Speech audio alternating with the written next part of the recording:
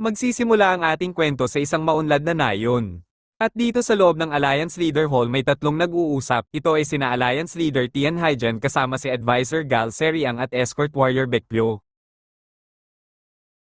Ngayong araw ay kaarawan ng anak ni Baekpyo. Sabi mo magtatatlong taong gulang na yung anak mo ngayong taon, di ba? Tanong ng Alliance Leader kay Baekpyo. Agad naman nagulat ang 2 taong kasama niya. 6 na taon na po sir, sagot ni Baekpyo. Nagulat naman ang matanda. Ang bilis talaga ng panahon ngayon. Sir, nagtanong din kayo ng parehong tanong kahapon. Napahawak naman sa noo ang matanda. Nagtataka, parang may mali. Lagi na lang nangyayari sa akin tinetong mga nakaraang araw. Iniisip din ng matandang alliance leader na bilhan ng damit ang anak ni Baekpyo. Ngunit hindi niya din maalala ang kasarian neto. Habang malalim na nag-iisip tinanong siya ni Advisor Gal. Sir, okay lang po ba kayo? Okay lang ako, tumatanda na lang talaga siguro ako, sagot ng alliance leader.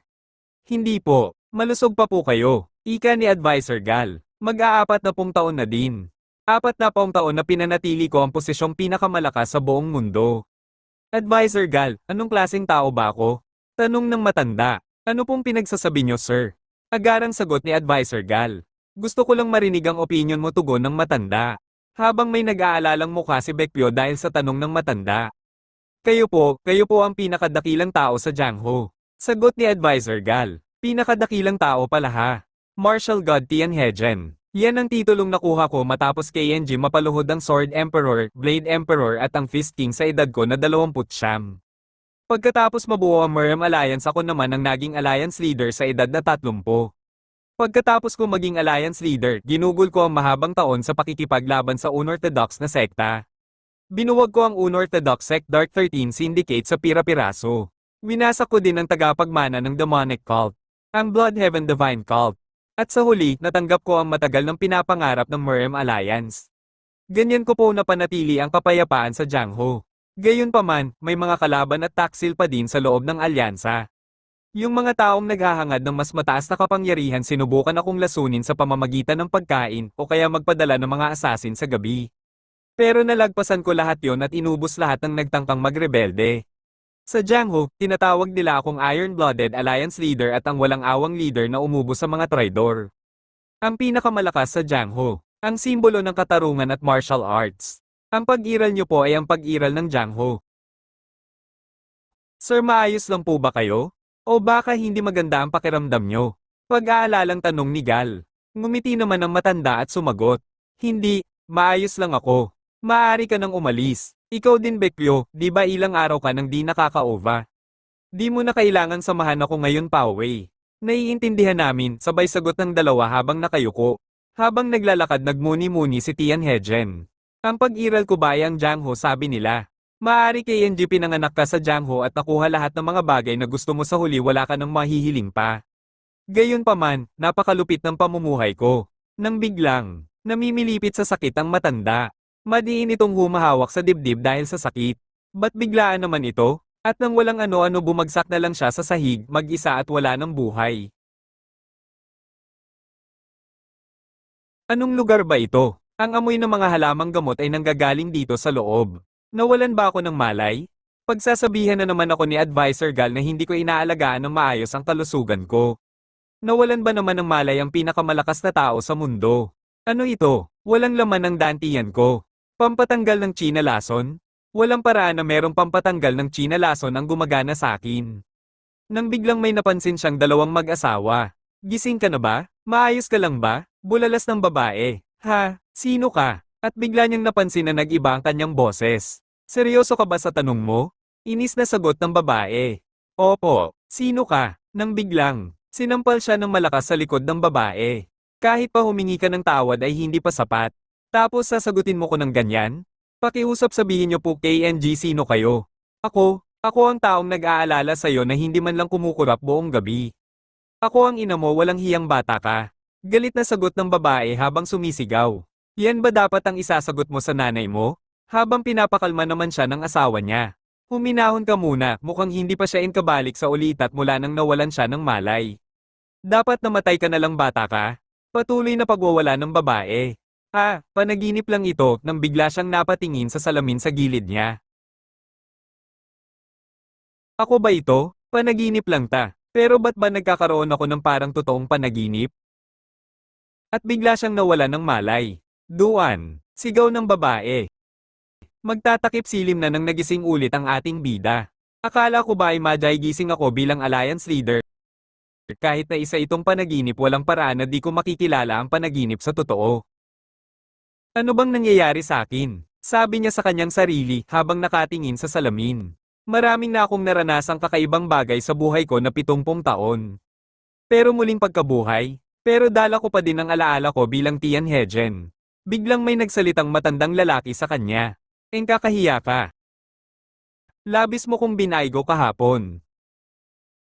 Ha, wala akong anumang maalala. Sa totoo lang wala akong kahit anumang alam tungkol sa buhay ng binatang ito. Kaya hindi mali na sabihin kong di ko maalala. Wika niya sa sarili niya. Di mo maalala ha? Ikaw pa din yung batang irresponsible. Dagdag pa ng matanda. Irresponsible? Nung alliance leader pa ako malinaw sa akin ang gantimpala at kaparusahan. Pag humaharap sa kahirapan di ko sinisisi sa iba. Di ako umaasa sa mga kakampi ko. Ginagampanan ko ang responsibilidad ko. At ngayon naging irresponsible ako? Isa kang kahihiyan sa pamilyang ito. Wika ng matanda habang lumalabas ng kwarto. Nagulat ang ating bida. Ano bang ginawa ng batang ito upang makatanggap ng ganitong pagtreto pagkatapos ibuka ang mata matapos mawalan ng malay? Nang biglang isang lalaking kasing edad niya ang pumasok sa pinto. Gising ka na pala? Di ba sinabi ko sa'yo di ka mananalo sa babaeng yon? Wika neto sa kanya. Sino ka nga ulit? Tanong niya. Nagtaka naman ang lalaki, narinig ko na. Sabi nila umaakto ka daw na nawala ng memorya. Pero alam ko na. Isa ito sa iyong pakana. Kung alam mo lang ang mangyayari sa araw na yon. Di mo kasalanan. Inosente ka naman. Sabi ng lalaki. Sa ganun pa man kamahalan, kailangan mo nang mag-practice ng martial art ng masinsinan. Hindi masyadong maganda na matatalo ka lang ng isang babae. Magtatanong pa ko ng isang beses, sino ka? Ako si Guangtou. Di natin nakakatuwa. Tumigil ka na sa pagpapanggap mong nawalan ka ng alaala. Bakit ka ba ganyan? Pasiga na sagot ng lalaki. Sinasabi ko sa'yo, nawalan ako ng alaala. Di mo naman kailangang magpanggap ng ganyan sa harap ko. Seryoso ako. Totoo. Oo. Di mo din naalala ang pera na pinahiram ko sa'yo dati? Hindi. Magkano ba yon? 2 taels. Talaga, may pera ka sa akin. Ito na, habang inaabot ni Duan ang barya sa lalaki. Di ako makapiniwala. Talagang nawalan ka ng alaala. Bulalas ng lalaki. Ba't bigla ka nang naniwala sa akin? Dahil ikaw ang tipo ng taong di nagbabayad ng mga utang. Ako, di nagbabayad? Paano ba ako nabuhay sa mundong ito na lahat ng tao ganito ang treto sa akin? Tanong ni Duan sa lalaki. Paano ba ako magsisimula? Sa pinakabagong pangyayari, bakit ako nasaktan ng ganito? Pumunta ka kay Lady Song at binasted ka niya. Kaya nagsimula kang magsalita ng walang kabuluhan at bastos at binugbog ka niya. At dahil dyan nagalit ka at naglasing ka kaya nahulog ka sa paliguan. Sagot ni Guangtou. Sino si Lady Song? Si Lady Song di mo siya maalala? Oo, si Song Hualin ang tagapagmana ng pamilyang Song. Si Lady Song ang pinakamagandang babae dito sa Shandong. Parehang maganda at malakas siya. Halos perpekto na siya. Gayunpaman, meron siyang malaking kamalasan. Anong kamalasan naman yun?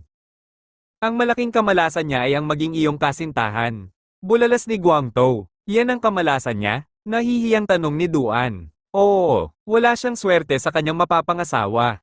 Mapang-uyam na sagot ni Guangtou. Ang kanyang kamalasan nagsimula dahil sa arranged na kasalan niyo. Lagi ba kitang sinasaktan? Naiinis na tanong ni Duan. Ha, hindi. Ba't mo tinatanong yan? Nangangati kasi yung kamay ko. Pakiramdam ko lagi kitang sinasaktan dahil sa di ko malaman na rason. Ha ha ha. Tawa ni Guangta. Ang pagsasama na meron tayo ay mas matatag pa kaysa sa arranged marriage kamahalan. Talaga ba? Opo kamahalan. At naalala niya ang sinabi ng matandang lalaki isa kang kahihiyan sa pamilyang ito. Nagtanong ulit si Duan sa lalaki ano naman ang nangyari bago ang pangyayaring iyon. Nawalan ka ng pera dahil sa sugal at sa babaeng bayaran na nagustuhan mo. Paglalasing, pakikipag-away at pagtakas sa pamilya mo. Sinasabi mong ayaw mong mag-aral ng martial arts. Pagsasabi ng walang kabuluhan. Sinasabi mo na gagawa ka ng malaking pangalan sa Jianghu. Pagsasalaysay ni Guangtou. Tama na, pagpuputol ni Duan. Inisip niya na sa lahat ng katarantaduhang ginawa ng lalaking ito sampal lang sa likod ang inabot niya. Kung ako yon baka binugbog ko na hanyang mamatay. Guangtou, para sa'yo anong klaseng tao ako? Tanong niya. Ikaw, HMMM. Pwede ba ako maging totoo? Oo naman. Ikaw, isa kang basura. Napangiti na lang si Tian Hejian o Duan habang iniisip niya ang sagot ni Guangpo at ang sinabi ni Advisor Gal na siya at ang Jiang Ho ay iisa. Mukhang namatay nga ako at muling nabuhay. Wika niya sa sarili habang ngumingit.